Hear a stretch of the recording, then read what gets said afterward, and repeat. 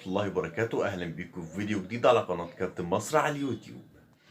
تعالوا مع بعض نشوف ونتابع ترتيب هدافي دوري أبطال أوروبا. إيرلينج هالاند نجم مان سيتي 12 هدف، نجمنا المصري محمد صلاح ونجم ليفربول 8 أهداف،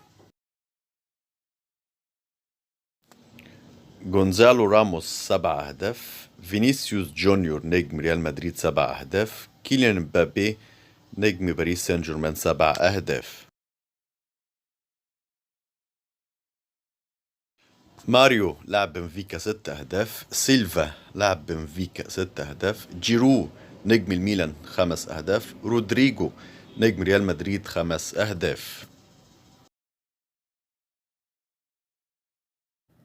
اعمل لايك وسبسكرايب في القناة عشان يوصلك كل جديد.